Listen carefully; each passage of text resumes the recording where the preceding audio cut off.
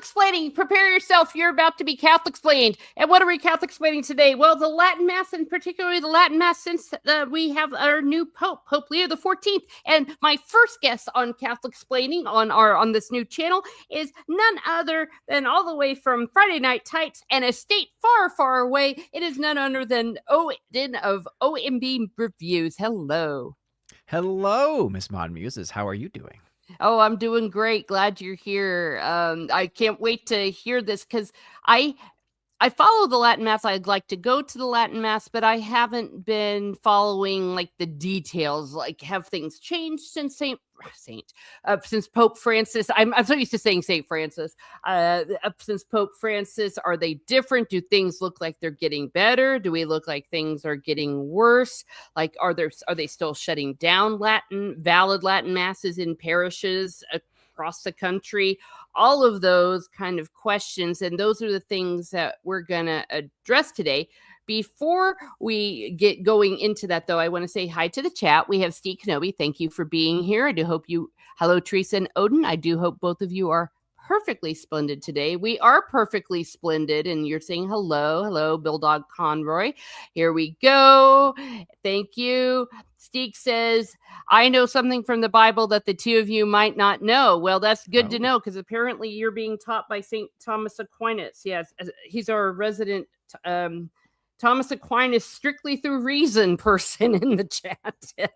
But in any case, I appreciate that. Love me some Aquinas. Yes. And if it's a joke, Steek, make sure it's clean. Just a reminder to everyone, people that are used to coming over from Ms. Martin Muses, that on Catholicsplaining, yes, this is a Catholic channel where I will behave myself. And just a reminder to everybody else. Let's see. Well, luckily it was clean. It is clean. Okay, here we go. It is a joke. The first computer is actually featured in the Bible. It was owned by Adam and Eve. It was an Apple. Limited memory on it. Only 1 byte. It crashed early on. One correction, 2 bytes. Oh, that's true. That's true, because Eve took a bite and then gave Adam a bite. Mm-hmm. That's a good one. 2 thumbs up. The only time I doubt my faith in the Almighty or the existence of the Almighty is when I realize that Steve can do that in his second language. I can't do that kind of stuff in my first language, let alone my second language. Well, welcome everyone here, and those that are going to be watching on the replay. Oh, so it was an Apple II.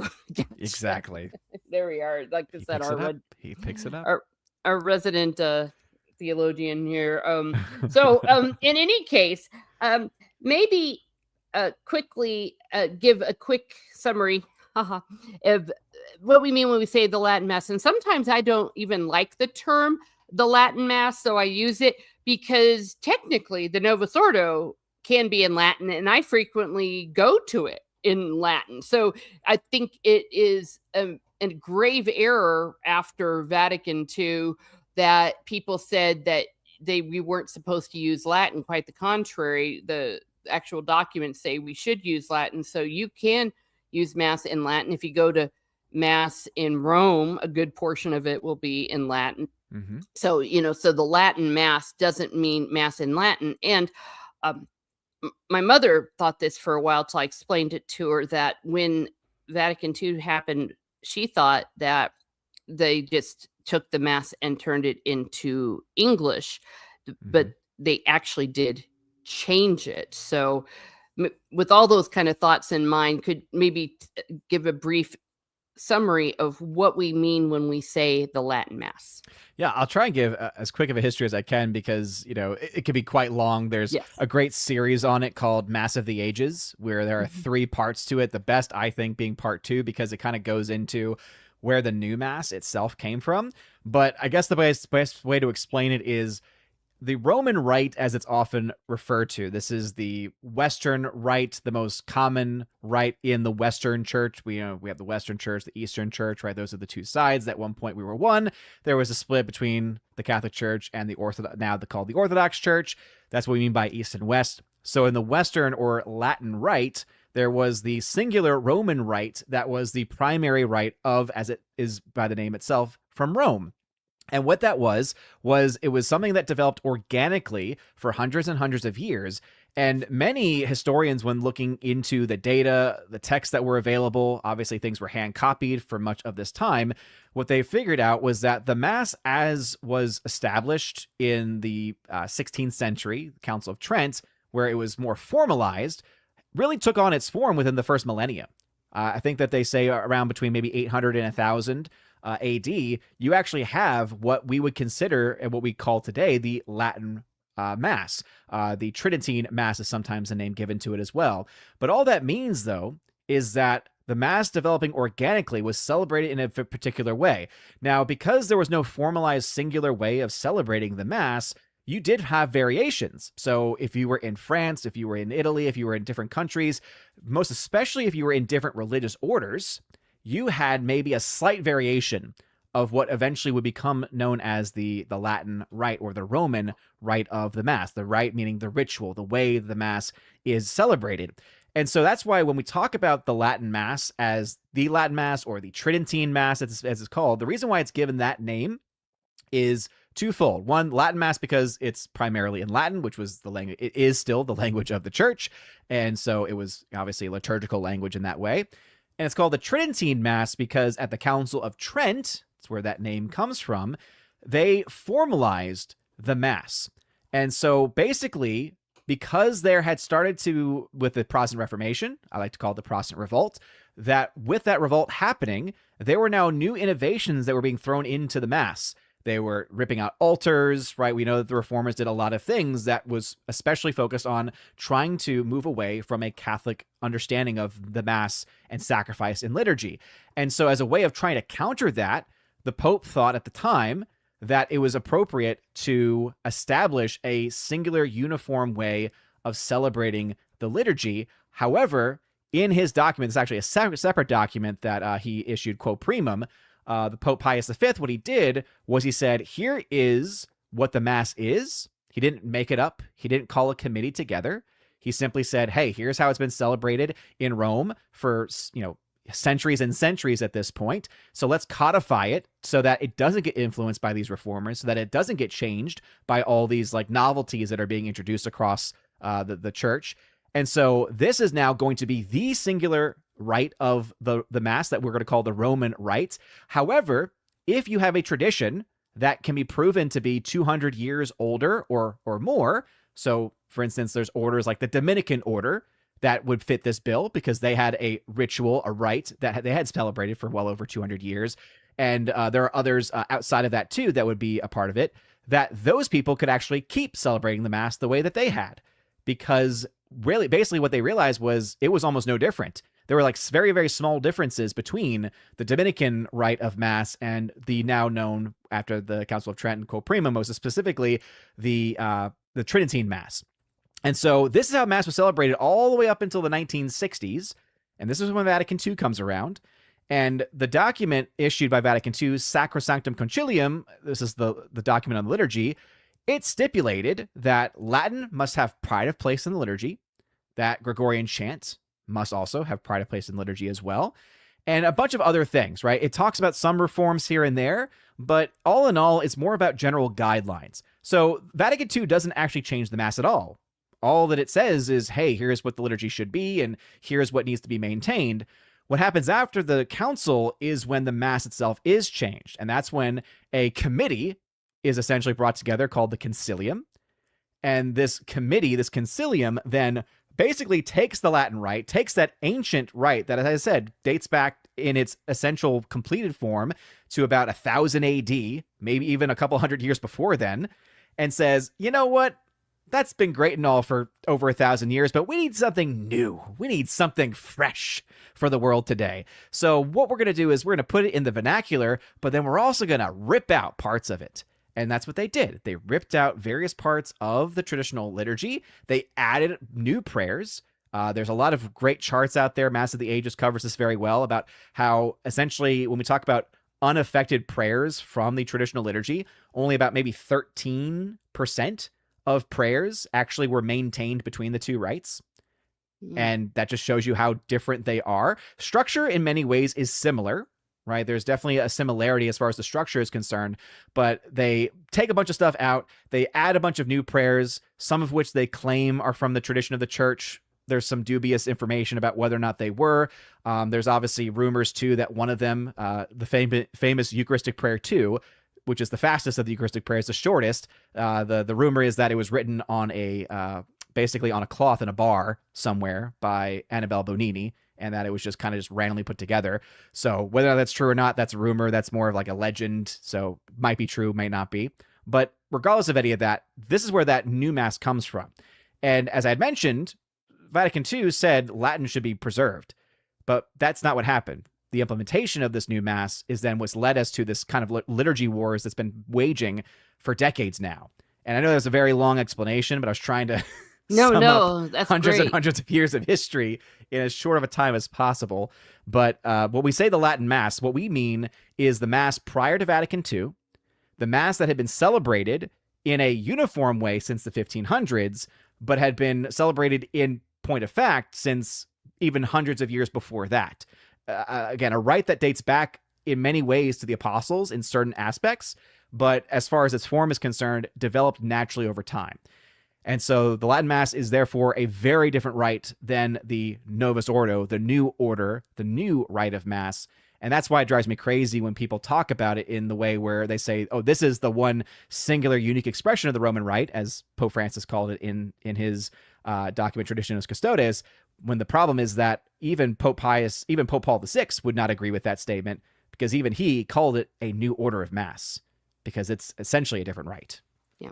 Well, and didn't Pope Benedict XVI say something almost the exact opposite to what Pope Francis said in that document? Because he said basically what was sacred before can't be said to not be sacred, or something to that effect. And he said that that the Latin Mass is an equally authentic expression of the Mass. You know, I remember people at times, some were mad because they were like, oh, he was saying like the Novus Ordo was it too, but at least he said the Latin Mass was, So, and that's also where you get the differentiation between the extraordinary form and the ordinary form of the Mass.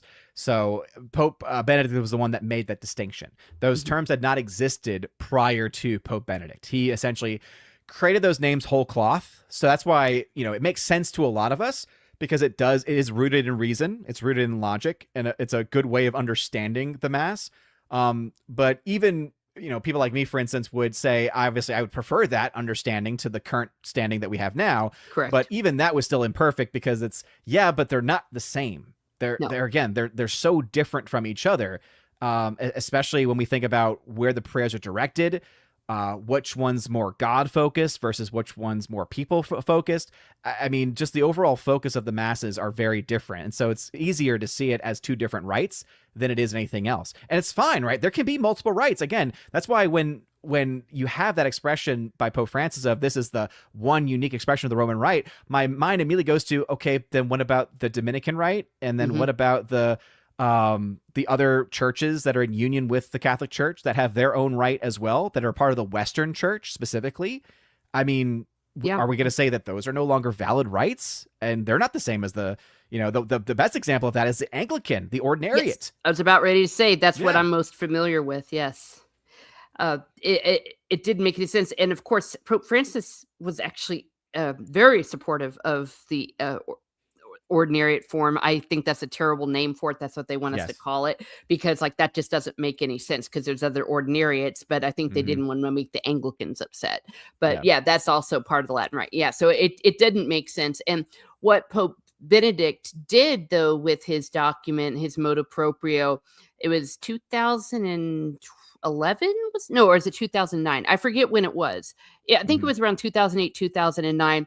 He basically freed, if you will, the Latin Mass, because up until that point, John Paul II he did the first thawing, if you will, where he said with the approval of the bishop that there could be the old Latin Mass said under certain restrictions. And then Benedict basically said, nope, actually, if you are an ordained priest in the Latin Rite or the Latin Roman Church, if you are a priest, you can celebrate the Latin Mass. You don't need special permission, and you actually cannot be forbidden from doing it. And I just remember how awesome that was, and how many everyone and there was great rejoicing, at least as far as the faithful. I know that there were some people, some grumpy bishops and stuff in the church that didn't like that, but so many priests and so many newly ordained priests loved it, and they learned it. And I remember it was really cute,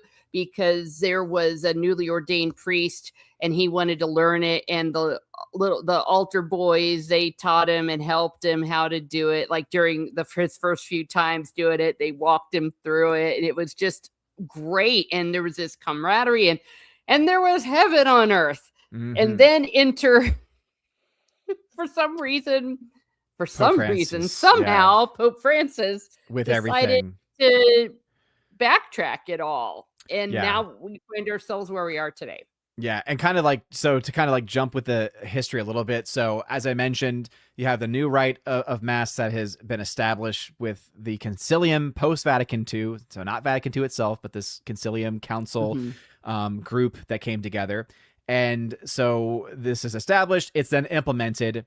There's some other corrections that happen along the way, but it's implemented. The problem, though, is that there's a lot of people that once it's implemented, they're like, we don't like this. This is not the same at all. This is a massive culture shock. So there was a lot of growing pains when it came to the implementation of the new Mass, because I have a lot of people that are kind of just going along with it, going along with the motions, but then there's a lot of other people that say we prefer the old Mass. And so from the very beginning, you did already have these pockets, these groups that were continuing to celebrate the old Mass, because there were even priests who were like, no. And so they would oftentimes request permission to be able to do certain things. The most famous examples, though, are what we call, as you mentioned with John Paul II, are called the indult masses.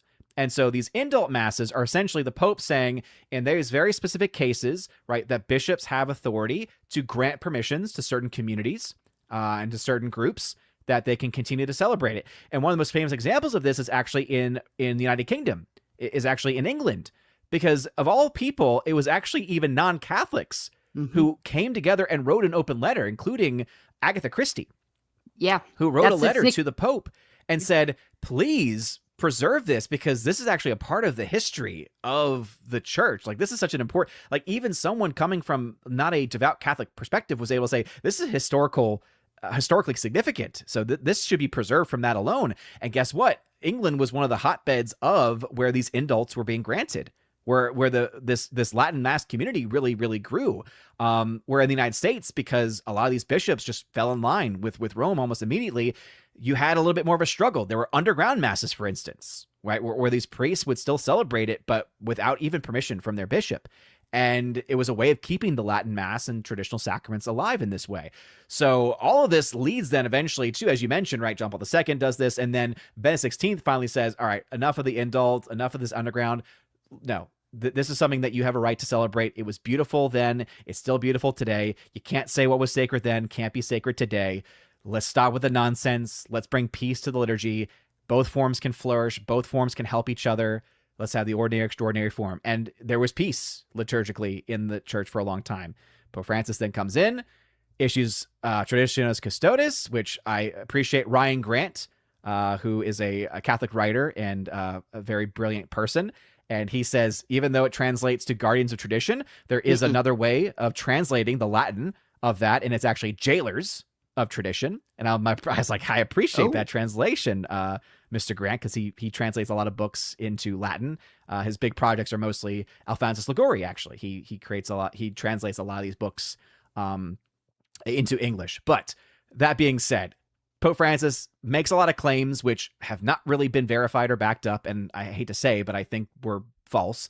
And whether that was him or whether that was him being given false information, it's false in one way or another. And so essentially the decision's made to say, nope, now the bishops have to be given permission. And even if they do give permission, basically he also had what are called rescripts. So there are questions related to those documents that then people say, oh, well, what about this case? And what about this case? And clarifications were given after the fact. And it was actually made tighter so that not only are bishops the only ones that can allow for it, but the bishops themselves also have to get permission from Rome. And that is where it all comes back to. So basically, it was a centralization of authority. And since then, we've seen almost nothing but restrictions placed on the Latin Mass, Masses being canceled. And yes, this kind of leads us to our main topic, which is now we're under Pope Leo. And so what's the current state of these things? Yeah. Hi, Salty Traveling Sea. We have loads of non-Catholics in here, and I think that's great. So even that's why it's called Catholicsplaining. You're going to be Catholicsplained here. It just upset me so much because I don't go all the time to the Latin Mass. Actually, I don't go all the time, and maybe I should, because if it's going to go away. But yeah, I have nothing, if you will, against the Novus Ordo, but it just didn't make any sense that if this is where people are being fed, if this is where the faith is flourishing, priests are popping out like popcorn in a popcorn machine, when we want vocations. Often the Latin Mass was used to revive parishes. Like there was a parish I went to up north that it was going to close down, and the Latin Mass, among other things, it just revived it, because it's like, oh, everyone wanted to go there. And even the one in my city, people want to donate there, and a lot of money. If you want to look at it from a worldly point of view, which we shouldn't, but that's where people are wanting to support it. And to take that away, where there was no sin. I mean, it's like, where is the sin in loving the Mass of the Ages, loving, worshiping the way the faith of our fathers did, all the saints, including our current Pope? This was the Mass that they were raised in. This is a Mass where they were formed, because I remember Pope Leo's brother saying that, oh yeah, almost since the second he could talk, we knew that he was going to be a priest. And I'm sure, what was it? That was the Mass he went to. And it's, I mean, with all the sin in the world, with all the problems in the world, with all the problems in the church, there's worse things than a whole bunch of people that really like going to church. Imagine that. Absolutely. And that's why, it's so frustrating, because, there's a great title. It was a book. I don't know if it was written or just edited by Peter Kwasniewski, where he puts out so many books. It's kind of ridiculous. But he had a book titled Benedict's Peace and Francis's War. And I was like, that's actually a perfect way of describing it, because there was this peace within the liturgy that was present from, and it also just reminds me about how great Pope Benedict XVI truly was on so many liturgical matters. Oh yeah. Because not only did he write some more Pontificum, not only did he free the Latin Mass, and I'm sad to say that I didn't really discover the Latin Mass until, much later than from when it was first kind of opened up. But people also forget this too. He also allowed for the terrible English translation of the Novus Ordo to finally be fixed as well. Yes, thank goodness. It's one of those things too, where I remember I was in college when that happened. And now thinking back on it, I just realized, again, just that reminder of just how good he was on these liturgical and doctrinal matters, and how much we need to return to that, because the biggest issues in our church right now, though there are definitely liturgical and kind of those extra bells and whistles that are issues here, we have a huge doctrinal problem and crisis in our church right now. And we need a pope like Benedict to step in and start to be like, nope, no more nonsense. Let's get back to basics. Yeah, I loved him so much. I loved him before he was the Pope, and I was devastated, absolutely devastated when he resigned. And maybe that's a discussion for another day, what really went on. Salty Traveling Sea, says it perfectly. The erasure of Christian culture and iconography is not an accident. And that's where I think a lot of us do worry, is we know that there are wolves in the church. The reading last weekend, the weekend before, was about the wheat and the weeds. I even did a separate video on here, and that our Lord told us that in the church there will be wheat and there will be weeds. And then on the last day, on Judgment Day, that's when he's going to separate them. And so we know that there are weeds. There are weeds planted by the enemy, is what the gospel says. And we feel it. But on the other hand, there's also so much grace going on right now too. Mm-hmm. But it definitely, I think something was going on. And even though I love Benedict and I trust him, I mean, I just really wish he could have just called me up and told me, hey, what's really going on in there, man? Because I love you.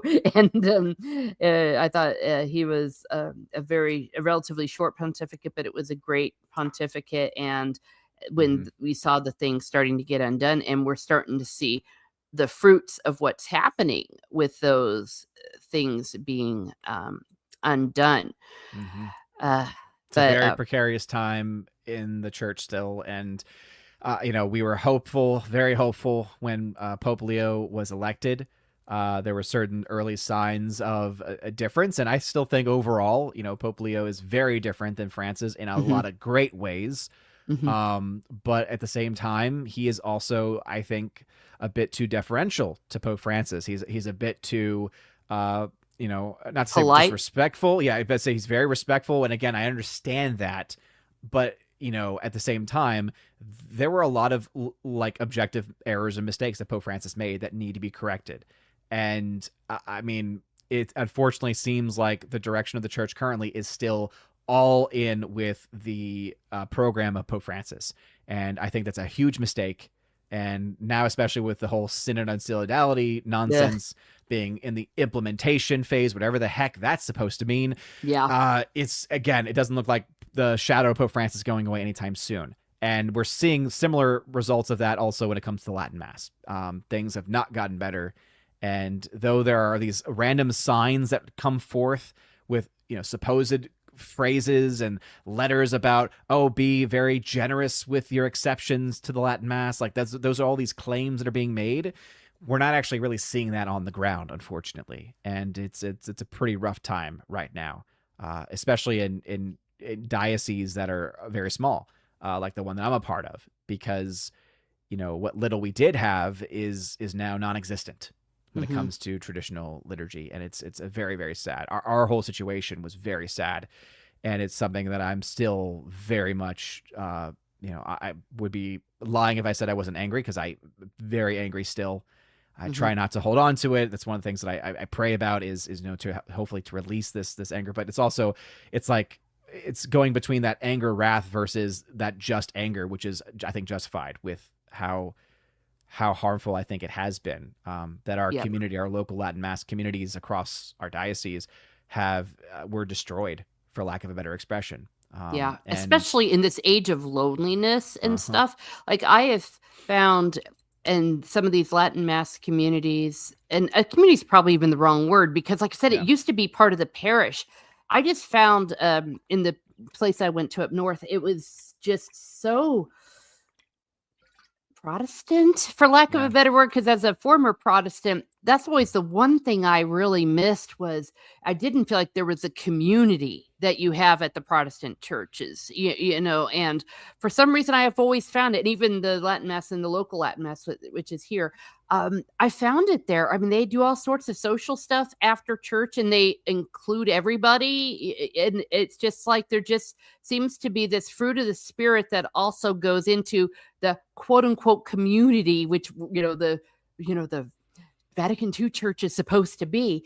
And instead they tore it apart. I mean, there's several socioeconomic reasons why that kind of has changed, the idea of community within the churches. Because back in the day, of course, it was often ethnic, and we were very localized. Like you went to church literally in your neighborhood. Everyone would walk a few blocks and there was your church. And so you didn't need to necessarily go out of your way for that.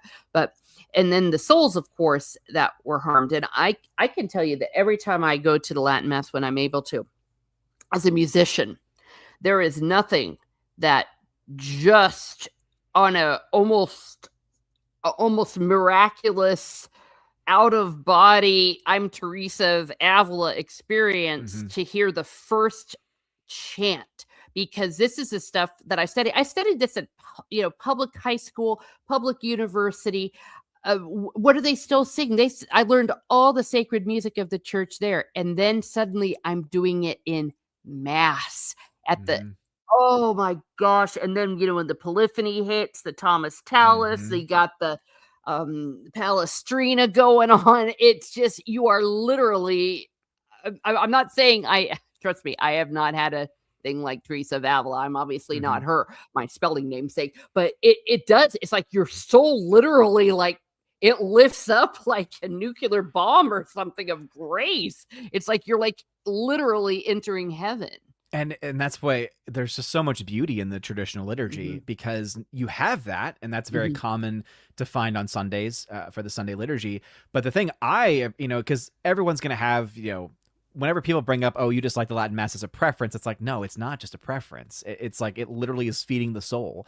And I can get more into like some of the problems I'm running into right now with the changes that have been made in our diocese that I think have really, it's really brought harm, I think, to me spiritually in many ways.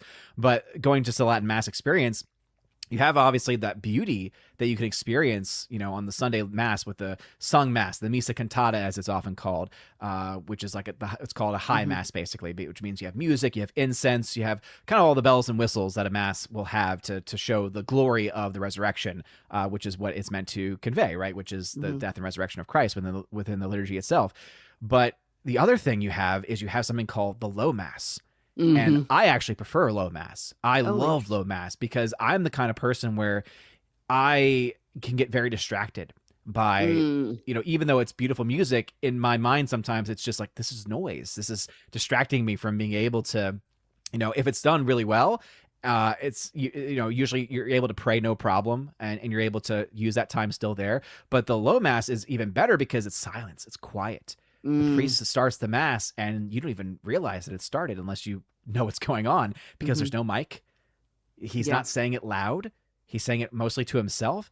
And you can follow along because okay, when he does the sign of the cross, that means he's on this particular part of the prayer, and there's certain other signs that you get. But I love that one because it allows me to quiet. It allows me to slow down. It allows me to focus on the prayers of the Mass, the readings, to pray the rosary. Like, that's the other thing too. It invites you to other forms of mental and meditative prayer that can also feed your soul in the presence of God in the Eucharist. The Novus Ordo doesn't have that at all. And even the so-called Reverent Novus Ordos that try to bring some more traditional elements in don't have that. And that, I think, to me, is one of the things that was lost the most, was silence. We have no moments of silence really at all in the new Mass. And I think that's a tragedy, because as beautiful as those polyphonies, as you mentioned, the Gregorian chant, and they are beautiful, you need to have at least, because even those Masses, even the high Masses, even the Missa Cantatas, right, the sung Masses with everything, even they, once you get to the Roman canon, one of the oldest prayers in the liturgy that goes back again to the time of the apostles, or at least the first few centuries of the church, like the ancient prayer. Sad that it's not the standard prayer still for the Eucharistic prayer. But at that moment, even at that sung Mass, guess what? Quiet. Oh yeah, and the intensity of it, because you're right. You are following along with the priest. I tend to do that, and I always tell people, if you want to learn the Latin Mass, maybe the best thing to do is to go first to a low Mass, because I think that's easier to follow. But that's a very good point. That's interesting. What we prefer. Well, we all have different. Low Mass versus high Mass. Because me being a musician, I can do all of those layers. But I was also gonna say, but there is a music in the silence, if that makes sense, because that's one thing that we learn as musicians, is that sometimes the pauses are more important than the actual music, or the time before the conductor starts is an important part, when everyone breathes in. And I always have to talk about Tolkien every time I do, but Tolkien in his work, how he said that that's how God created the world, was through music. And of course, he was just, you want to talk about one of the English people who just had a canary. I mean, he was so devastated, hated it, what they did. And I can only just imagine. I'm so glad I didn't live through that. But that the low Mass does that as well. Yeah, there's low Mass and high Mass. And I was just thinking about the expression, and I'm not good at Latin unless I'm singing it, but it's lex orandi, lex credenti. Is that the right way of saying lex it? orandi, lex credendi. Yeah. You almost got it right. Yeah. Yeah. The law of prayer is the law of belief. How you pray is what you believe. Mm-hmm. And I think you can look at all of these masses, and one of them is very clear, right? The when you see the low and the high mass, Pax Boviscum, absolutely. When you see how the mass is celebrated, it's all so clearly Christ-centric. It's all so very clearly God-centered, God-oriented. It's vertical prayer. With the Novus Ordo, even when done reverently, and I do commend priests that do try to make it reverent as possible, because, I mean, with what we have, you kind of have to do that for it to have any sense of not validity, because again, validity is a very low bar, because that just means that it's a valid sacrament. And again, that's very easy to do, because as long as you have form and matter, you have a valid sacrament.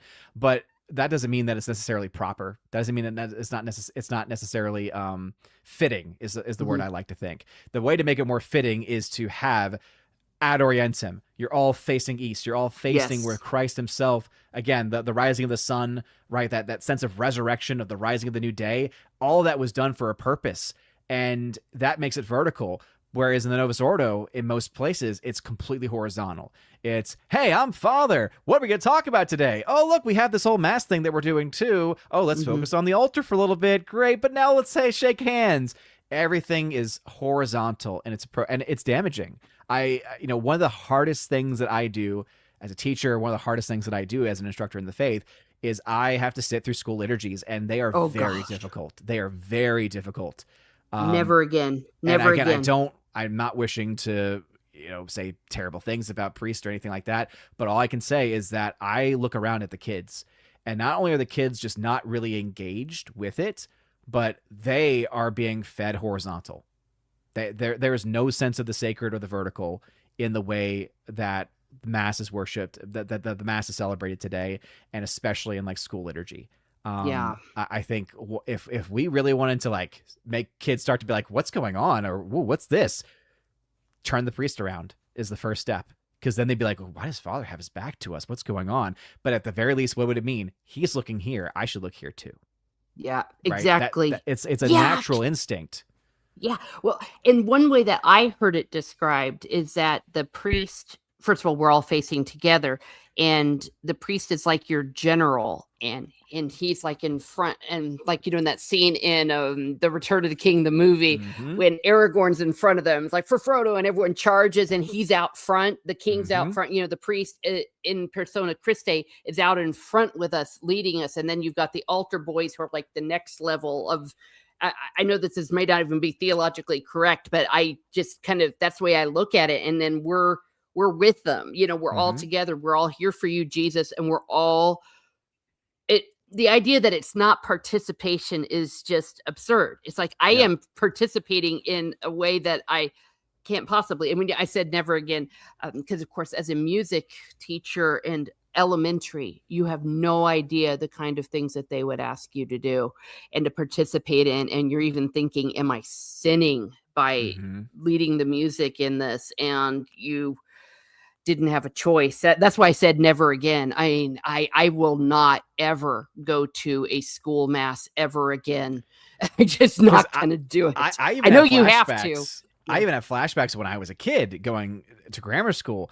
And I just literally had this thought. I haven't thought about like this particular thing in this context, but I remember when we went to mass, our old, the person who was our music director at first, he would teach us songs before mass, and the songs that we loved, because as kids you love these types of songs, was the clapping songs. So we learned the I rejoiced when I heard him say, let us go to the Lord's house. And we were like, yeah, we get to clap, and it's so fun because we get to be silly. And then the new director came in, and he's like, we're not doing that anymore. And I remember as a kid, I was like, ooh, this guy took away our clapping. But now as an adult, I'm like, thank God he did. Because we were not getting anything out of it other than, oh, this is when we get to clap and be silly. It's like, I'm sorry, that's not teaching liturgy. That's not teaching faith. And yes, you can only teach so much to minds of that level, right? You have to teach the faith in different ways. But when it comes to liturgy, there's something so important about reverence and something so important about having things being taken seriously that translates to kids and that needs to be translated to kids. Because if we think, oh, we need to meet them where they are and we need to get them at their level, all we end up doing is dragging the liturgy down. And the liturgy should never be dragged down to anyone's level. We should be raised up by the liturgy. That's the purpose. The liturgy is something, it's Christ. It's his body. It's his sacrifice. Therefore, it should raise all of us up. And so the church has to have a liturgy that does that. But with everything that's happened since the 1960s, it's been brought down. It's been dragged down to our level. And that's never where it should have been. Yeah. And that's why it's honestly scandalous. And I get scandalized often with these things that I have to witness. But again, you can only say so much. Before you get in trouble and get fired. Yeah. Or at the very least cause, it's prudential judgment too, right? Because it's like, would it be prudent for me to go to the priest and say, hey, I don't think this is good. I think we should do this. Like, there might be a couple things where it's like, maybe that would be prudent, but at the same time, it's like, is that the long-term best thing to do? No. Yeah, it's a tricky thing here. Now, if there's one good thing that came out of COVID, and I think it's the only good thing, it's a very weird thing that's happened at the Novus Ordo, because remember, we quit shaking hands, and when it came time for the peace be with you, people just kind of looked at each other. It's one of the few quiet parts still at the Mass, like at the Novus Ordo, like people have kept doing it, and I just remember thinking, well, at least we got rid of that. They brought ours back, sadly. Both at school. Did? Oh, years ago at this point, yeah. Oh. It was within a few years that they finally brought it back at our school, and it was like the worst thing ever for me, because it's like I just cannot stand it. And what's worse too is that the rubrics allow for the priest to skip it. Absolutely. Because the rubrics say when appropriate. And with kids, it's almost never going to be appropriate. And so it's great. Let's just skip it every time, please. But current priest doesn't do that, does it every time. And it just makes me die inside, cringe inside every time. Yeah. And then the local church, Novus Ordo, because that's all we have now, because our Latin Mass was obliterated, basically. It's all theirs there too. And I'll be honest, what I do is I still practice the traditional like kneelings and stuff. So at the very beginning of the Sanctus Sanctus, I'm kneeling. At the very beginning of the Agnus Dei, I'm kneeling. And then I kneel throughout the entire Our Father, because that allows me to focus on prayer. So that way, when they do the sign of peace, people look at me and see I'm on my knees praying, and they don't bother me. And it's like, I hate to be that person, but it scandalizes me that much, the whole sign of peace. Yeah. Wow. Well, I was going to say, well, sorry, because at least we still weren't doing it. I mean, and because good for you. Yeah. Yay, at least that. The whole Dominus Vivit Cum Spiritu too, that technically is the peace there. Yeah. And but I've been at parishes where they do skip it. So it's not a problem. Not my current one, but where it's just, he just says it, we say it back and with your spirit, and then we move into the Agnus Dei. Yeah. So looking at the way things are, we were talking about under Leo, that Leo is kind of, how do I say this? He's giving lip service to it. It's too early in his pontificate for me to say anything one way or another. But one thing I keep telling people, sometimes when they comment here or even in my own life is, we definitely have to pray for him. You know what I mean? If we're not praying for the Holy Father, and I think that I was every guilty. Morning. Every morning, one of my intentions that I say every time is I pray for the conversion of the Holy Father's heart on these particular things. Yeah, and in the Rosary, traditionally there is one Our Father and 3 Hail Marys and a Glory Be for the intentions of the Holy Father, but also for the Holy Father. And I have a holy card, and I feel very convicted that maybe I didn't pray often. I think I complained more about Pope Francis than I did pray for him, and we do need to pray for them now, and pray for him now, of course, too. But with Leo, his name is Leo. Pope Leo, which is the lion. And, I like to think, call me naive, is that, there's a lion in there somewhere. Yeah. And the Holy Spirit is there. I mean, and as far as the Latin Mass goes, of course, what I would like for him to do is to go back to the way it was under Pope Benedict. I forget the name of the motu proprio. Summorum Pontificum. Thank you, because there were two of them that were very big for me as someone that grew up in a Church of Ireland school, because there was the other one that he did about the ordinary Anglican one, and I forget, that's Anglican Chalurory Boom or something, so I get confused. So Muntum Corum, or I'm terrible at Latin unless I'm singing it or praying it. Some people think I know Latin. It's like, no, you don't realize I know what I've memorized and what I sing, but that's what he needs to go back to, and that's what we need to, at the very minimum, like free it up. Say it nicely. Say, hey, I love Francis. What a guy. Okay, we're not doing it anymore. And, to be forceful. And I've seen him be forceful in other things. Like, I thought he was magnificent in his response to our president, who was an idiot. And I thought that his words were very quiet, but when you listen to what he said, you're like, oh, dude. And then you remember he's an Augustinian monk. He has what I call monk voice. But I'm like, dude, take that and do it. I shouldn't say dude for the Holy Father, but you know what I mean? Holy Father, Pope Leo, let the lion roar, even if it's in your quiet monk voice. And because the people, the faithful, need this. And like you said, look how it's hurting your soul, if you will, as you said. I would love to be able to go to my local parish and have, there's this one Latin Mass. And that's the other thing. It's ridiculous to think that it was taking over, though it might in a generation or so.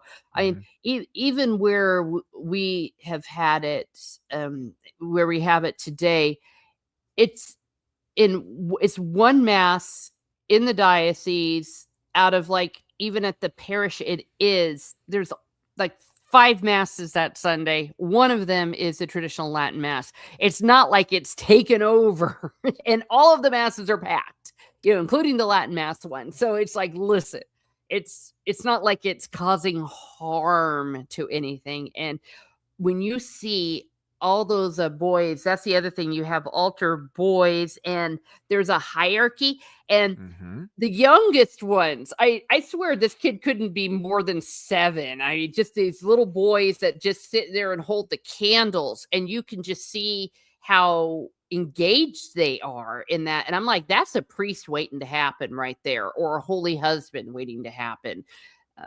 You just see it. It's so.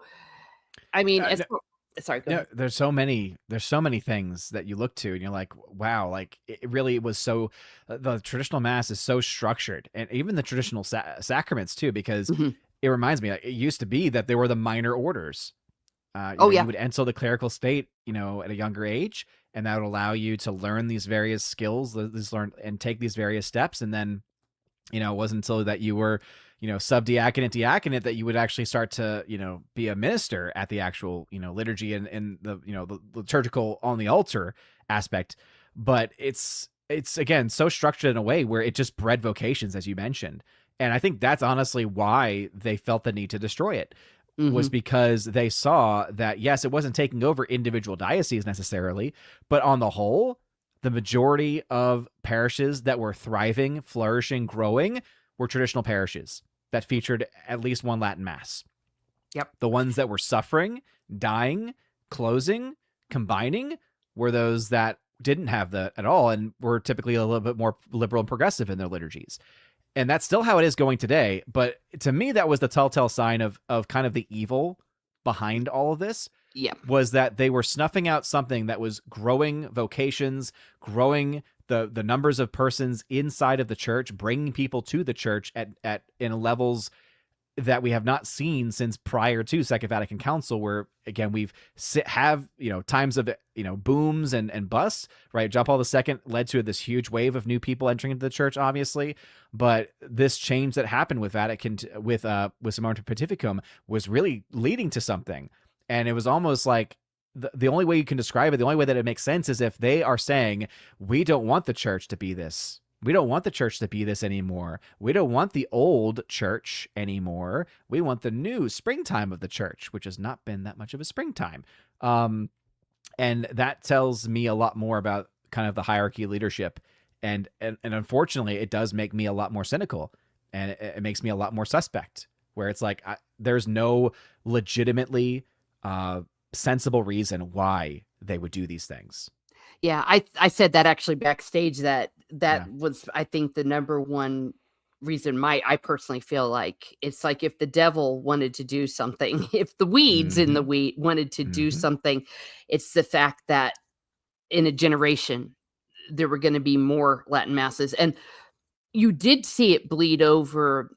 I was at a parish up, I always say up north. I don't want to say where I was, but suddenly the people at the Novus Ordo were like, why do they get to kneel at the communion rail? And then the priest kind of was like, nothing's stopping y'all. If you want to kneel. And he said, if you want to stand, you can stand. Suddenly everyone at the Novus Ordo was kneeling at the communion rail for to receive the Eucharist. And you just were seeing things like that as well, that there were these positive things that more people started veiling. I love veiling. Veiling. It sounds like I'm going to veil today, but yeah, I have my pretty lacy veil because, first of all, it appeals to my femininity. You see little girls. I went to see Beauty and the Beast recently at the theater, and all little girls were wearing their little belle princess dresses. A girl wants to be a princess. And when we put on our veil, when I put on the veil, I'm like, I'm a princess. I'm a queen. And it naturally appeals to our femininity. And we all know that part of the uglification of culture is to take away what's beautiful, and especially to take away the beauty of femininity and the feminine genius. And so and also to demean and to diminish the masculine and masculinity itself, which is why, why be serious at liturgy when we can just be very chill and lax, and you can come in your shorts and everything, versus wearing an actual suit and realizing that you're in the presence of God and dressing for that occasion. And the excuse of do you think God would judge you based? It's like, well, if it's me doing this because I'm lazy versus me doing this because I'm serious about what it is that we're doing, then I think he would judge me.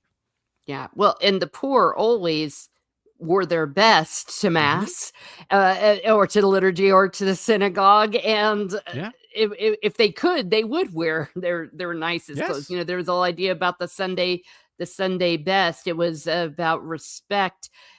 Another discussion for another day, going along with music, is a lot of the awful music that they have when you talk about taking away the feminine, if you know what I mean. There was a critic who came out and basically just said it. It's like this, there's a word for the music, these hymns and these words, and it's not masculine. If you know where I'm going, but I like to keep things family friendly here. But it's not for masculine men, if you know what I mean. So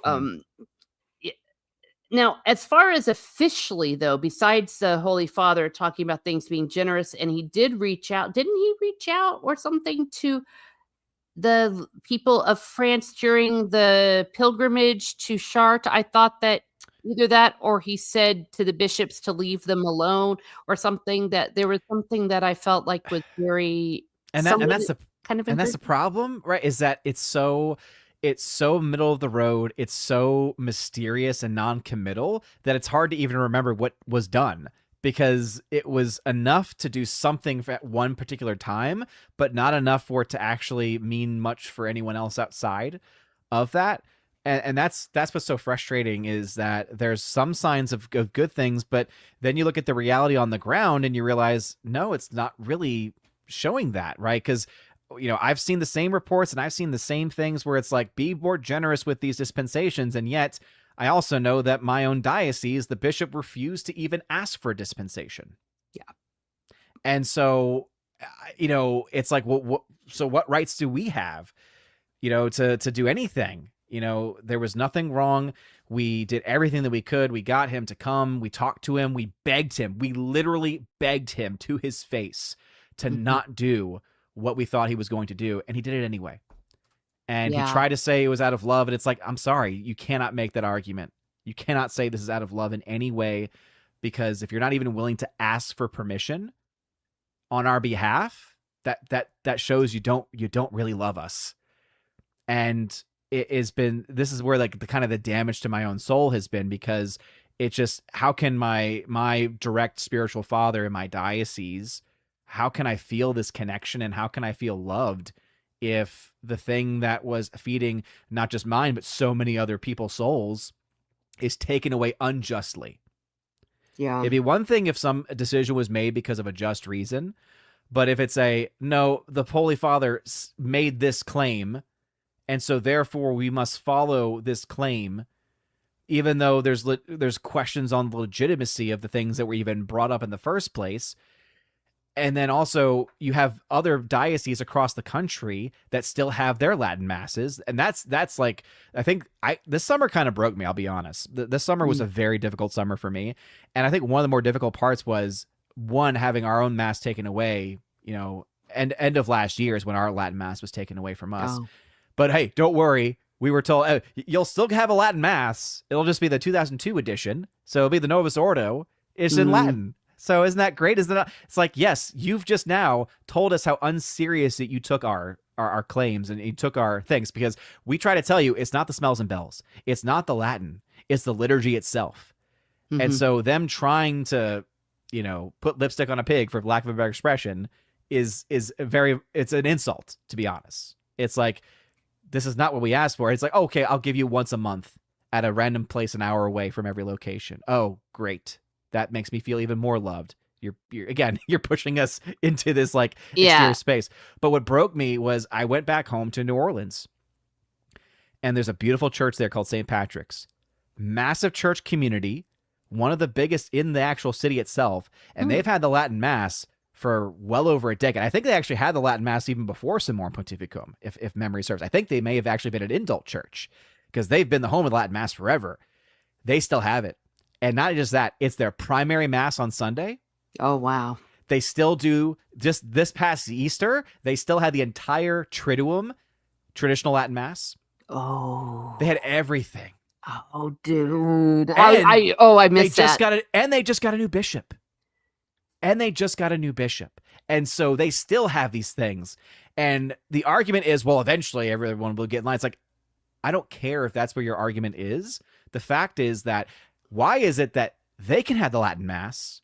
Why is it that they can have not just the Latin Mass, they can have the traditional sacraments? Because I got to go to confession there, and I was given absolution like in Latin, and it was not just like, it was using the traditional formula for sac. So they have all the traditional sacraments still.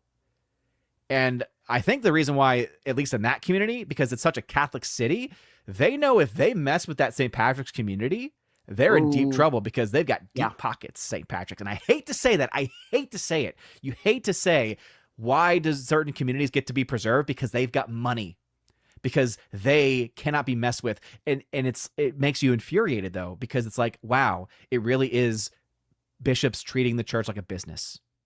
Yeah. And that disgusts me. And so all of these things basically get built up in me. And so it was a very, very difficult summer, because again, I just went back and I'm like, gosh, if I could transport this diocese, if I could transport this church to where I live, I would be so happy, because they've got daily Mass. They've got daily Latin Mass. Oh, wow. Again, so much of what they do and everything that they do is with tradition in mind. And it's a diocesan church. It's not even FSSP. It's not even Insta Christ King. It's a diocesan church. It's one of the very few left. But, it's just... Wow. My heart literally has just been broken, and it's been tough. Yeah. And, I listened to the Holy Father, Pope Leo, and it's like all the talk of listening and accompanying and whatever synodality is or whatever. It's like, why aren't you hearing us? Why aren't you hearing us? Hearing people like you. I what you just told me about the Triduum, oh man, it's been a very long time since I've done that or been to confession, but maybe some of it also has to do with culture because Yeah. I think that how do I say this? Where I am, it's a very Hispanic heavy, and it was Hispanic, before the America even was. And sometimes people say, like, my mom will ask us, like, even at the Novus Ordo, and where there's a lot of like traditional all things, she says, well, why hasn't anyone given trouble the way they kind of did up north? And I said, I'd like to, said, would you have the nerve to try to do any of that? I mean, because literally, I think the people are so Catholic is so much in the culture and in the people. I think there'd be a riot, you know what I mean, if they tried to. And the Latin mass that I do attend when I can, it also talks about the lie that the new mass is more like accessible and universal and all that, because what do we have? We have, mass in English, mass in English. Okay, we have mass in Spanish. I didn't realize the first time I went to my local mass that it was a majority Spanish speaking community, because we all come in and we're all asparagus maying with each other, singing, we were singing those parts, and the priest was doing this, the priest was doing that. And then all of a sudden, when it came time to read in the traditional Latin mass, what they do is before the sermon, the priest reads the gospel, the readings and the gospel in the vernacular. It was in Spanish. Yeah. And I was like, dude, wait a second. Is this a Spanish mass? Yeah. And then I realized, yes, it was, I guess, apparently. And he did do the sermon half in English, half in Spanish, but then because it was like, wow, I had no idea. We were all able to pray together. You didn't have to separate us out. And when he started reading it in Spanish, I'm like, well, I got it right here anyways in my missal. So yeah, I know what he's saying. I've already read the readings. So and that's what the beauty of the traditional liturgy is, though, is that it's such a unifying thing, because no matter where you go in the world, because the rubrics are so precise, because how you celebrate the mass is so particularized, it's almost impossible. And I'll say almost because people are still flawed. And so you're going to have priests, even in more liturgically traditional communities. It's not as common these days as it may have been prior to Vatican II, for instance. But for the most part, you're going to find the same exact liturgy, like with only very small variation. With the Novus Ordo, it's never been that way. Each church is different. Each church has different things that they will do. And that's why it's so jarring. Because you'll go to one church and they're clapping, and you'll go to one church and they're applauding during Mass, and then you go to another church and it's quiet and silent. And so you have all of these different variations, and it's not the same at all. And you could say, it's like, oh, but that's the beauty of it, is that you can have so many different, it's like, yes, but it also creates the problems of very bad situations and very scandalous situations too. Yes. Yeah. You would have to be a genius to try to improvise on the Latin Mass. First of all, you would have to, the inclusive language, that was a big scandal in the 90s. I don't hear it anymore, because I think that most of the guys that have become priests, like the boomers, are kind of retiring. I don't hear inclusive language anymore, but good luck trying to use inclusive language in Latin. Unless you are a complete scholar, I wouldn't even know how to do it. So you are essentially, for lack of a better word, trapped within the Latin, because this is how you do it. This is what you say. And as I told you, if you wanted to mess with it, you would know. And even if the priest or if the priest made a mistake, first of all, I wouldn't know. And second of all, I think in those situations, especially where maybe it's not even intentional, what is it? It's called the church supplies or something to that effect. That, it's so much harder to improvise. And this is not to knock Protestants, because that's what Protestants do, but that's what Protestants do. How do I say this? Some of the things that you see was like, well, here we do this. Like, you've got the mega church, you've got the traditional Methodist church, you've got and actually in Methodist now, they'll tend to have like, okay, the traditional liturgy is at this time, and then the contemporary is another one. So at least with them, they know what they're getting. You can go to the one at, 9:00, which is traditional, but that's not Catholic custom. That's not Catholic tradition at all. The fact that in my area, I only go to my parish church because one, it's 5 minutes away, so it's like very, very convenient. It's right across the bridge from me, basically. But then also, I don't know what the other liturgies are like in the other churches, and that was the thing too that came up with our bishop. Was we were like we have a lot of parents in there, and some of them were like, my fear is that you're allowing for supposedly, right? And this is where we currently are, right? We have what's known as a traditional Novus Ordo. So it's ad orientem, it's in Latin. There are like a certain few, like we have the asparagus May still in the beginning that we've been allowed to keep. There's a couple other things too, where it's been kind of like tinkered with a little bit, which is its own thing. But, basically it's very reverent. And someone brought up the thing of, oh, okay, so Father Carter, he does this, right? And you're allowing for this, but what happens when a new priest comes? What happens when a new bishop comes? There's no guarantee that that's going to be maintained. That's true. And so and then the point of, well, what happens if some of the things happening in other churches in our diocese? What if those get brought in? And the implication was made that there's a lot of these masses that happen in other churches that have a lot of problems.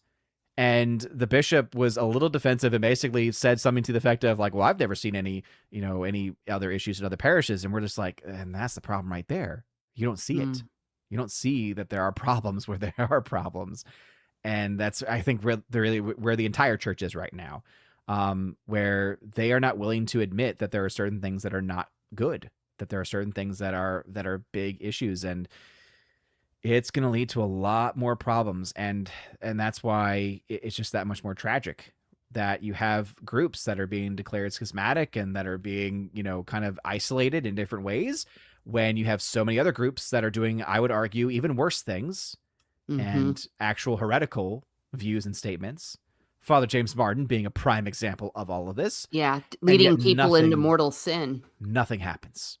Yeah. Not a slap on the wrist, nothing. And so it's like, I'm sorry, but if this was a business, and I know that it's not, right? But if this was a business and I saw my boss correcting only very specific behavior and letting other things fly, I wouldn't take their authority very seriously. No. I mean, well, and it's a scandal. It's a discouragement to us as the lay faithful when people are being punished who aren't sinning and people are being punished who sin. And we know that the Lord warned us about this. So if there's any comfort, it's like Jesus said, welcome to the world. He told us again that, we're going to have Judas priests. We're going to have Judas bishops. But on the other hand, I would like to think that I'm going to be a great saint, like Saint Therese. I don't know if I'm the big idiot or what, but her offering to merciful love, I made that and I'm like, I don't know what I just did, but oh well, here we go. Whatever that means, God, because I felt compelled to do that. I went through a little thing where she's, it's like, I want to be a great saint. I would like to be a great saint, but I am not. I am not Therese of Lisieux. I am a lay person. I'm not Teresa of Avila as much as I would like to be. I'm not St. Thomas Aquinas. I don't have those heroic graces that those people have to survive this kind of scandal in the way that they did. Like, we have these great saints, and I'm glad that we do. But the average person in the pew, we don't have that heroic virtue. We would, even if we would like to have it. And so we are so easily led astray. We're so easily discouraged. And, you wouldn't tell a child, oh, just don't even bother. You're just stupid. And you wouldn't neglect a child. I guess that's where I'm going with. I'm thinking out loud. You're going to feed a child. You're going to clothe a child. That's what the laity, we're those children. We need to be fed. We need to be clothed. We need that. We're not grown-ups. We're not again, I'm not Catherine of Siena. And a I'm lot of us me. are yeah, a lot of us are sheep in the worst way, you know, Yeah. where it's, you know, because we are called to be sheep. We are called to follow Christ and to see Christ in our bishops and in the Holy Father and to follow them. But sometimes we do it to our own detriment, right? Because we should have that level of trust. We should have that level of, you know, obedience, right, to follow. But then at the same time, it becomes that much trickier to kind of like lean into that, because when we're being led down a cliff or down, you know, off a cliff, right, or towards a briar patch where it'll be very painful to walk through, it's like, maybe this isn't the best direction, maybe this isn't the best thing.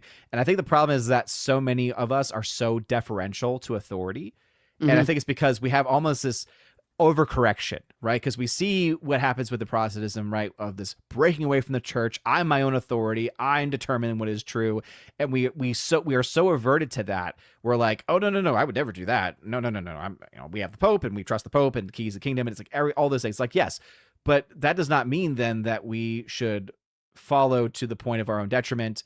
And that there are not times when it actually is not the best decision, because popes are people and they can still make mistakes and they can still lead people in bad directions. I think at this point, most people are, if they're honest, are willing to admit that Pope Francis had a lot of problems and led a lot of people astray.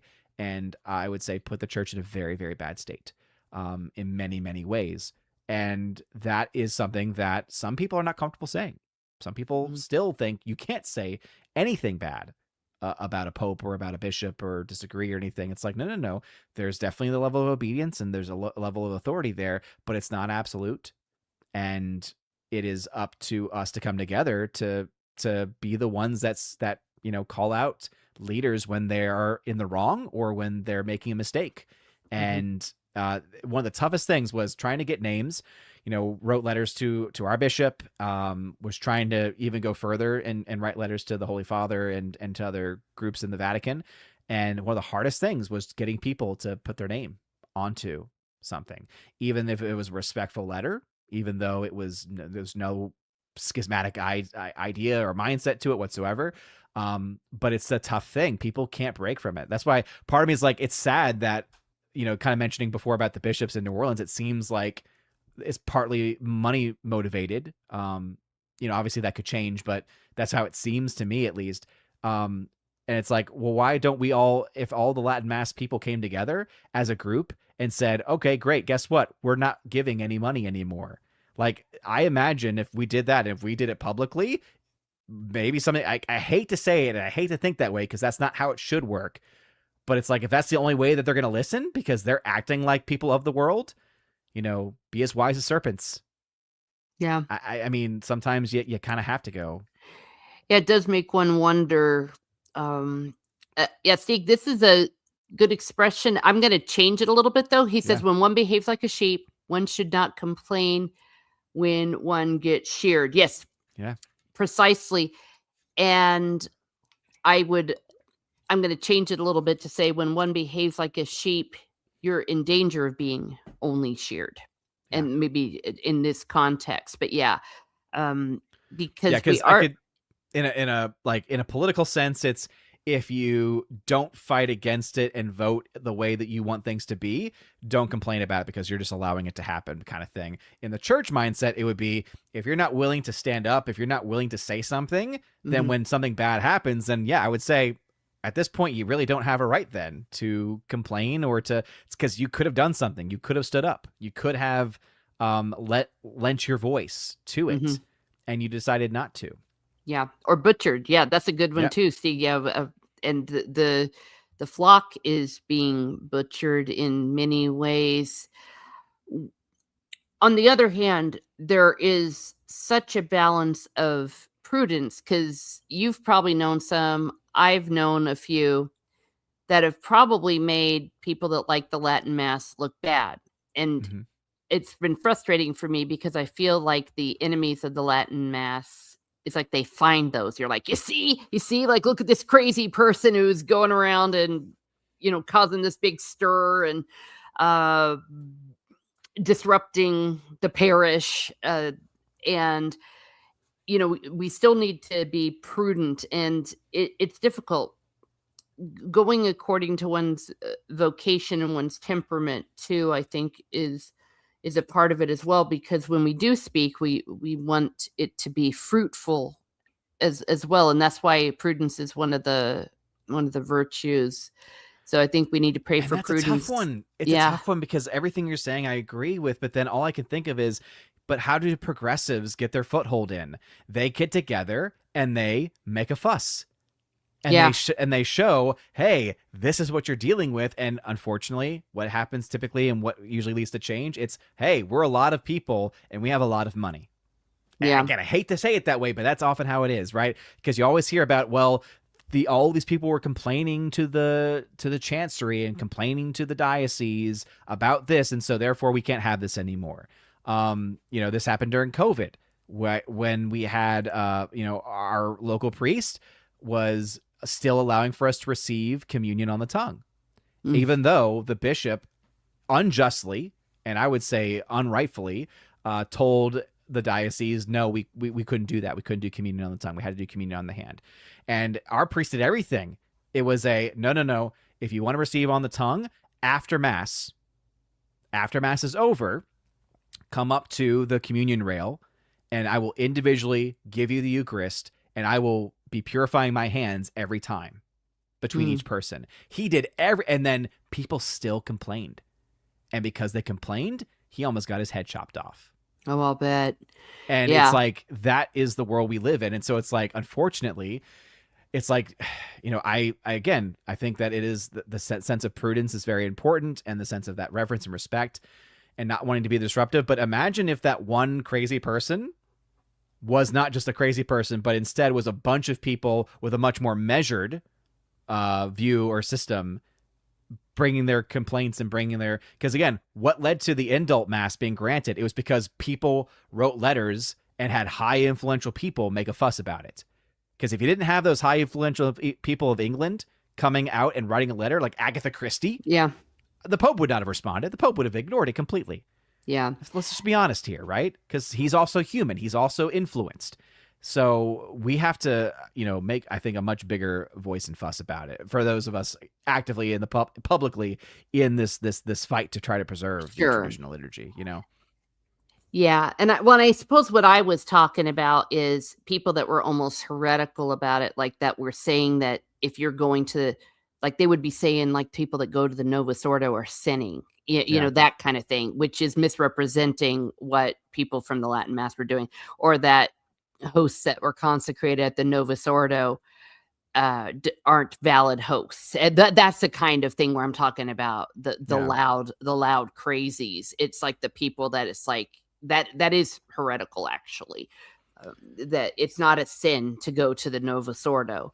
I think what they're doing, and it's unfortunate, and this is again what this situation has led to, is that because of how isolated that we have now become, and because of all of this nonsense that's being allowed and perpetuated in the church at large, not just in individual parishes, but literally within Rome and the international church herself, right? The Catholic Church herself, you have people then coming to these conclusions because they are hearing something that is actually correct, but then they are taking it and radicalizing it. Like if the statement from that person was, could there be places where there are some masses that are illegitimate or even invalid because proper form and matter aren't being used? I think, yes, I think there's a higher chance of that happening in a Novus Ordo than in a traditional parish, right? Because that can happen, right? If you don't have proper matter and you don't have proper form specifically, then you can have invalid sacraments. You can have that actually happen. But sometimes people then will take that and run with it to say, oh, that applies to all Novus Ordo. So it's like, no. It's saying there can be cases where this can happen. Because the other thing, too, is in traditional ecclesiology, in the way you teach about sacraments, form and matter are crucial, but something that was also included in many discussions, often in a lot of manuals, was also the intention of the person. And there's questions on some of these priests about whether they are actually intending to confer the sacraments. And so that is, I think, where that might be coming from, right? Because I think it is extreme to say all Novus Orders are invalid. I don't think that's legitimate. I think that is again way left field. But is it maybe coming from a place of legitimacy of maybe what they at first heard and then they just decide to radicalize it? I think that they may have actually been a fruit of truth to what they originally were told, or originally maybe even had thought. Because there is, again, a case to be made of, if the priest does not believe that what he is doing is valid, there is a question then of validity. Doesn't prove invalid, right? Only a bishop or higher church authority could say in a particular case about something that happens. It's like when the priest, for instance, saw the home video. This happened a few years ago, right? He saw the home video of his baptism and realized, oh, the priest that baptized me said the wrong words. So what does that mean? His baptism is now invalid, which means his confirmation is now invalid, which means now everything. And so it got fixed very quickly. He went to his bishop, and the bishop rebaptized, reconferred, just in case, right? So it's those provisional baptisms of, hey, just in case this was invalid, let's go ahead and cover our bases, right? That only happens, though, in a church and in a society and a situation that we're in our church, really crisis in our church that we have been in for many, many years now, where there is room for these types of mistakes and these types of attitudes to persist. Yeah. In those cases, though, wouldn't also, what is it called? The church supplies, wouldn't that apply?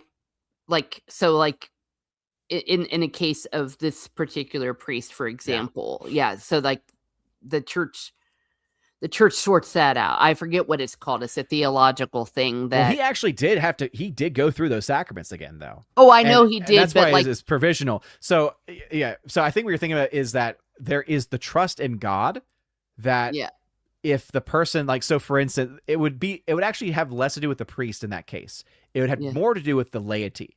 See, that's what I was about ready to say. Like, if you went to a mass where that priest had maybe given you absolution, the church would supply there. So for the mass, for the mass part of it, it's a little bit easier because it's mass, as far as going to mass is concerned, we only have to receive the Eucharist once a year anyway, as far as a requirement from the church. Yeah. But then also, if you are not knowingly and willingly receiving an invalid Eucharist, that's not on you. That's what I was about ready to say. Yeah. That's, I guess, where I'm getting there. Because even the receiving the Eucharist once a year thing, that's actually a church law. That's not a divine law. The church has stipulated that. The church could tomorrow come out and say, you need to receive twice a year. You need to receive every day. The church could do that. But the church instead has said once a year. So that's actually much easier liturgically, because then it's okay, even if they were all invalid masses, that's not on the people. The people are not harmed by that. They're not sinning. Yeah, that's what I'm saying is, yes. But confession is one where it's, again, all we could say for that person is that we would trust that God's mercy would shine upon them.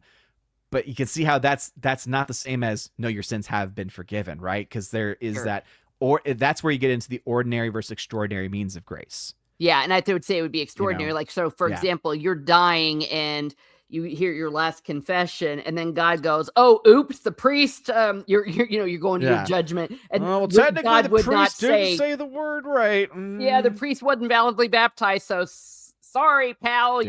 That's where I'm saying the extraordinary grace would come in there. That God wouldn't do that, because God is merciful, and now. But we should never be in a society, in a system where that becomes a norm. Absolutely. Because that still is a crisis, because that still means that you are having to have people basically be in a position of, we honestly don't know. We trust, we believe in that extraordinary grace, but that's one of the things that's important about the sacrament, is that it is supposed to work ex opere operato, by the act being performed, but that act has to have proper form, matter, and the intention. And so that is, again, it is scandalous.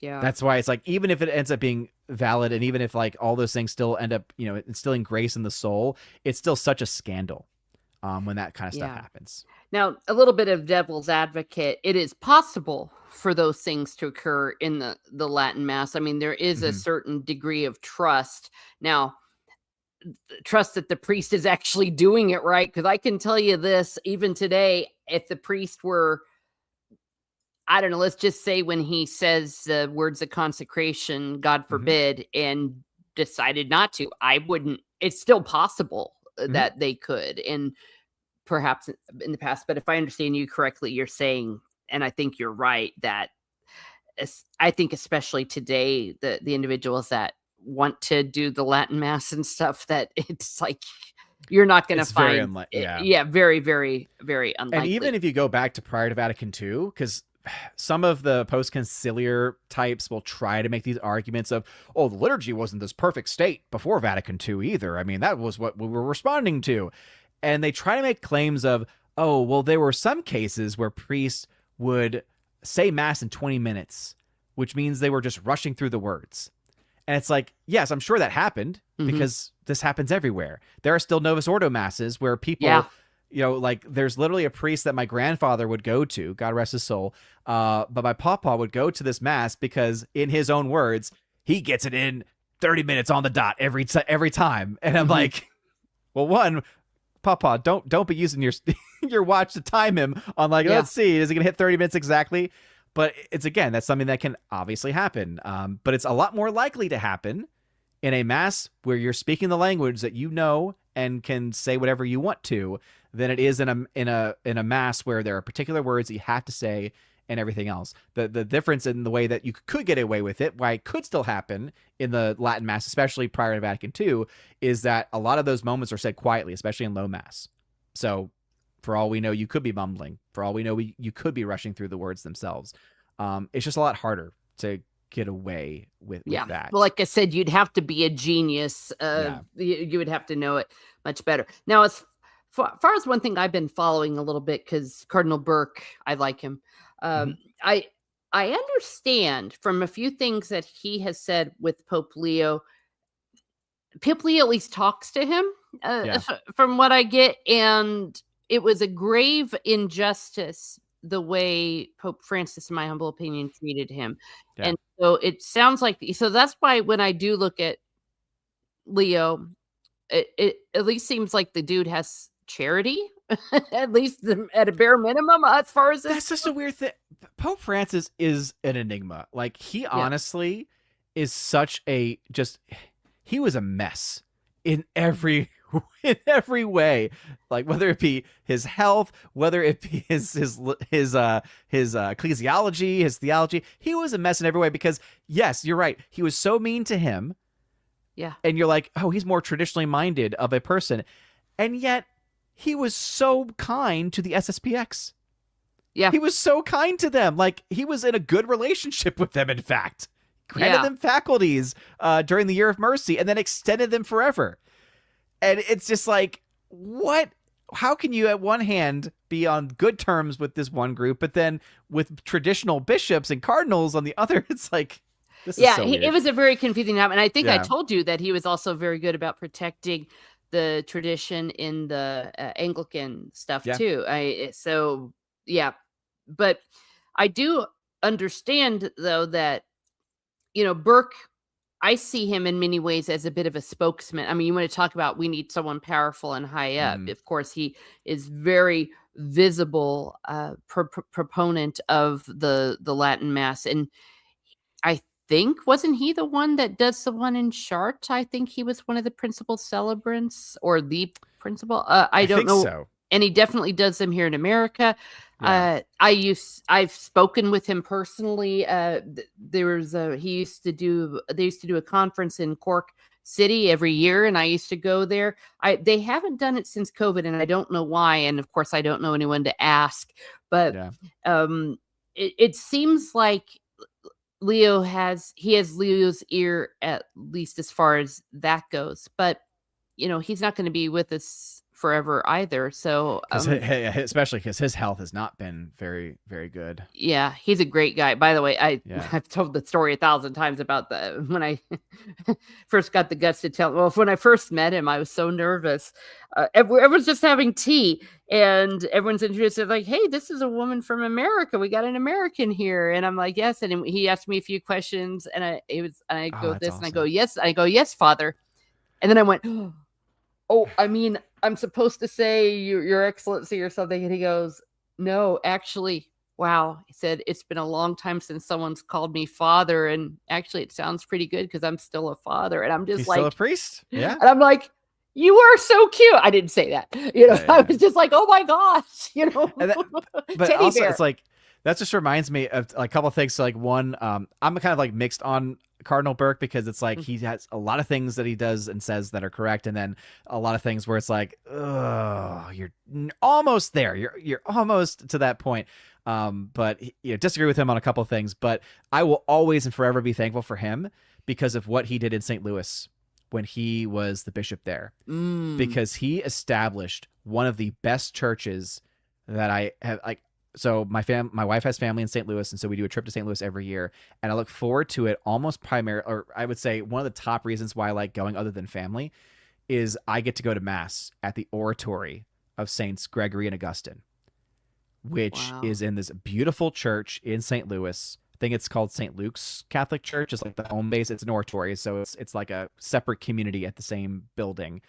But I will say, I think since that time, I think St. Luke's actually is no longer there as a community. I think it's actually now all the oratory because of how popular it was. But Father Eugene Morris is the Monsignor and the pastor there, and he was predominantly featured in the Mass at the Ages documentary. And the Mass is so beautiful, and I just wish I could transfer the oratory. So just like St. Patrick's is beautiful in its own way too, and it's so good. So yeah, if you're ever in St. Louis, go to the oratory of Saints Gregory and Augustine. Father Eugene Morris is the pastor there, and it's just it's so beautiful. But then so like that, I will always be forever thankful for him for that. Yeah, I thought there's something else that I was going to mention, but I completely blanked on what it was. Okay. Well, as far as you could tell with Leo, he says some things, but he hasn't put any meat behind it yet, any force behind it. And of course, that is what we would like to see. I mean, do you see any hints, or do you think that things are just going to stay the same, to be honest? Yeah, unfortunately, all that we have to go off of is what he's done so far, and almost everything he's done has been in continuity with what Pope Francis did. And to me, the ultimate test will be what he does with Cardinal Fernandez. I think right now the biggest blight on his pontificate is Cardinal Fernandez. He is one of the most unqualified persons to be in that position as head of the DDF, the Dicastery for the Doctrine of the Faith. And I think he has brought so much harm to the legitimacy and the seriousness of his pontificate. This is the guy that wrote the saying the blessings on same-sex couples, for instance. This Cardinal Fernandez, he's also has several works that have been exposed over the years of very disturbing things that I know what you're talking about. Should not be writing. Yes. Let's just say he talks about like intimate acts. Yeah, I was about ready to say I've heard of that. Yeah, and it's not in the way that John Paul II talked about it, which was very like rich in theology and philosophy, and you're just like, okay, I can see where you're trying to go with here. High level stuff. No. This is like deep, dark in the dirt, garbage, is what I would say. And as long as he is there, it's going to be very hard for me to have faith and trust in the Holy Father, specifically with this area on traditional liturgy and on doctrine too, because as long as he's the head of the DDF, he's the one writing these things. And even though obviously the Pope has to sign off on them, he has shown himself when he writes these things to, that's also one of the things I was looking forward to most with Pope Leo was his first encyclical. Cause I'm like, oh, he's an Augustinian. It's going to be so beautiful, so rich. And there's so many great things in his first encyclical letter. But then there's also a lot of stuff where I'm like, ugh, this was a big letdown. And I think a big part of it is because he has Fernandez in there, probably writing some of these things. And it's okay. Well, was he he was an appointee of Pope Francis. Oh, okay. Just double checking. Yeah. Well, yeah, I'm going through the encyclical. There's some. To me, it's a little Jekyll and Hyde. I think some of it is like, okay. So I'm not the only one that I'm like, wow, this is amazing, Holy Father, you go. That's what I said. I wanted to love it, and there's parts in there you're like, yes, and then there's other parts where you're like, what? Yeah, exactly. And it turned into Mr. Hyde. Okay, good. Yeah. I'm okay. Here we are. So I'm not the only one. I'm going through it on this channel, and I'm just like, all right, okay. I love it. It's so fun being Catholic, I'll tell you what. But the other thing that Burke said, I know I've told the story a lot, so I'm not going to tell it too much, but I remember I was kind of like, what am I supposed to do about this? This is, with the stuff with them. What is it? The President Obama. And he had said, I thought you introduced yourself as a music teacher to little children. And it's like, yeah. And he says, well, that's what you're supposed to do. If God's calling you to do that, and then teach them beauty, teach them beautiful music. And I'm like, oh, and then it occurred to me, okay, well, so that's what I'm saying. With sometimes we need to do things according to our vocation, because if that's where our talents are, and if that's where we're serving the church, and if that's what God has called us to do. I mean, obviously for you, and you have a state in life. So as a father, you're not going to be doing, say, what a monk can do. That's not what your vocation is. And your vocation is, what your small v vocation is, as a teacher. And it's like, oh, and it's like, God the church has lawyers. The church has, all these other different people. I mean, I remember thinking of it as a true expression of, we are many parts and we are all one body. Oh, that terrible song just went through my head, but it's true. And so on the one hand, we're looking at this and what are we supposed to do? And sometimes, sometimes we're simply or not so simply supposed to do where God has put us. And that's where I think prayer comes in. We have to have a solid prayer life. We have to frequent the sacraments as much as we can, again, according to our state in life. We need to stay very close to our Lord in the Eucharist, go to Eucharistic adoration, because sometimes I've had priests say this so many times. It's like, go to adoration. It's like if these things troubling you. And there was one priest that said something to the effect of, if you pray the rosary about something or every day, it's not going to bother you. I mean, of course, it was an exaggeration, but it was like if you've got something going on, bring it to Our Lady. And it's like, for crying out loud, we have the Ark of the Covenant here. Go for it. Pray to Saint Joseph. Joseph's the guardian of the church. We have our own guardian angels that we need to pray to Saint Michael, the Archangel, first of all, to protect our church, to protect the Holy Father. Everyone should be praying it after Mass. It was funny the other day, I was at daily Mass, and suddenly, as I'm kneeling down doing a small act of thanksgiving, I hear the people behind me, a couple, and their kid starting to recite the Saint Michael, the Archangel prayer. And I went, oh, okay. So I joined in. And then afterwards, they were like, that was awesome. Thank you, for joining in. And I was like, yeah. I said, yeah. And then they used to pray it all the time after Mass. Everyone did. And some parishes do actually pray it as a group after Mass. It's like, well, we still have it here. Yeah. Yeah. So even if they're not praying it as a group, well, pray it anyways. Who's going to stop you? And pray it in Latin if you can. I'm trying to learn it in Latin. I'm not very good. Haven't learned that one yet. Yeah. I can do most of the rosary in Latin, the primary parts, but that's one of the ones where I still need to learn it. Yeah, if I could sing it, I would do it. But so, use what the church has given us, again, according to our vocation. And I'm not saying that in a way of being passive. We're not passive, but we also need to use the spiritual tools that we have. And I just remember when the Soviet Union fell, the Catholics were all smug because they're like, well, we've been praying the rosary for this to happen. And look, it did. Of course, one could argue other things happened later, but still, it's like, hey, this is what we have and this is what we need to do. And we definitely need to do it for our Holy Father. We need to do it for all cardinals and bishops, all priests, all deacons, all husbands, all wives, all teachers, all monks, nuns, friars, everyone in the church. We need prayers. So, absolutely. And that's the only way that we can get through the dark night of the soul, right? Is through prayer. And I think our church is in very much a dark night of the soul. especially liturgically.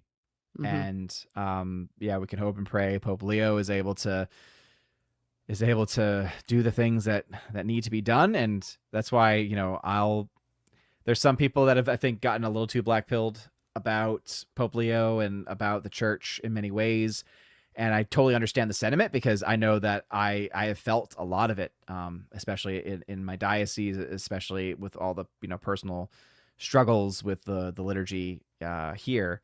But at the same time, it's only through prayer, it's only through God's grace that um, that any change could ever happen. And never say never, because we've seen popes in history where they've started off one way and over the course of their papacy have changed. And as I said, I don't think things have gone too great. I think it's been a bit of a mixed bag so far, because he's saying a lot of the right things, he's doing a lot of the right things, but then he's also completely on board with the Pope Francis agenda, which I think is a major mistake. And when it comes to the liturgy, I don't think he has done the things that I wish that he could do. So yeah, continue to pray for the Holy Father, pray for his intentions, especially for those that line up with traditions of the church. And we pray for him in his office, that he might face the wolves, which are very clearly still present in our church hierarchy today. Yes. And of course, since he is Pope Leo, was it Pope St. Leo the Great? Pray to him for the Holy Father, and pray to St. Augustine. He was an Augustinian priest. So, surround this guy with everything. Well, St. Monica, everybody. Yes. And of course, pray for us. So as we get to these kind of parts of my little interviews, I always like to ask, is there anything that you would like to say about the topic that you haven't maybe had an opportunity yet, or any parting words? Yeah, I would just say that to all those who might listen and have gone through a similar experience that I have, with having had the Latin Mass and then having it, I would say, unjustly taken away. Pray for me. I pray for you. The best thing that we can do is to pray for one another, and especially that we pray that God might raise up holy priests, holy bishops. I would say, especially after the heart of who I believe to be the best bishop in our church right now, Bishop Athanasius Schneider. I've not seen a voice that has not been as stable and as doctrinally sound as his. And just to pray for a return to tradition, and to pray for a rebirth and revitalization. I think that we're seeing it. I think we're seeing it slowly. I think we're seeing it in different ways, depending on the parish, depending on the diocese. But just continue to pray and reach out. The best thing we can also do is create communities, and help one another.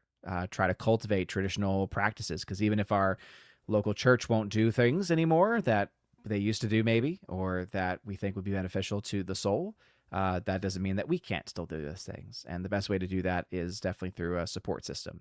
So you're not alone, and don't forget that Christ is the one who ultimately wins victory for us, and to always have faith and trust in that, and to trust in his providence, and that sometimes we go through difficult things to learn, to grow, and that is the best thing for us to do. So pray, and don't ever forget to trust in the providence of God. Yes. And even though we have what we have right now, one of my areas of study in college was the Reformation in England. And I think sometimes we think we have a bad, oh my goodness, at least we're not all being sent to the great beyond, if you know what I mean, yet. Yeah. Yet. Knock on wood. Physically, yeah. That's why it's like, I think physically, absolutely, there's no comparison. That time was so much worse.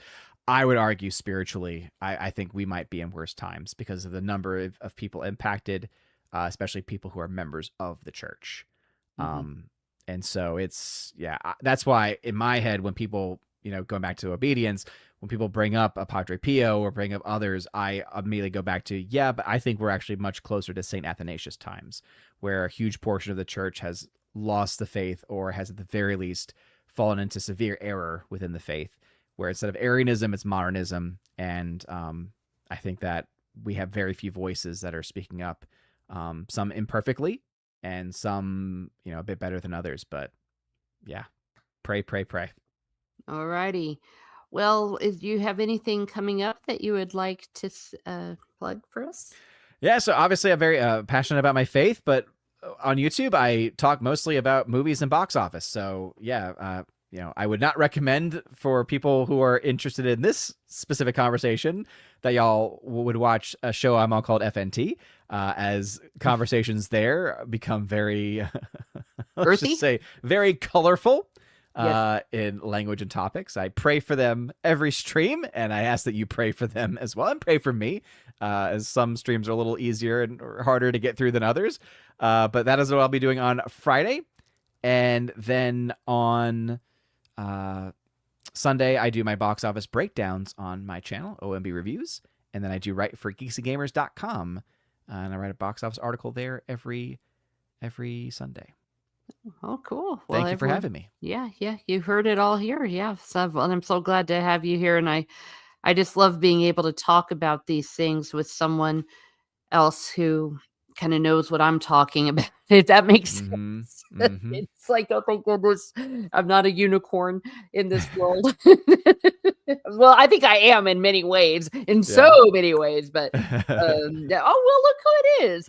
It is Sean Sue. I watch you on both on multiple channels and appreciate your views. Well, thank you. And thank you for being here. And Topander 7250 says thank you for this, and thanks for the long chat. Bully Todd Conroy, thank you for being here. Thank you, Steve Kenobi, also for being here.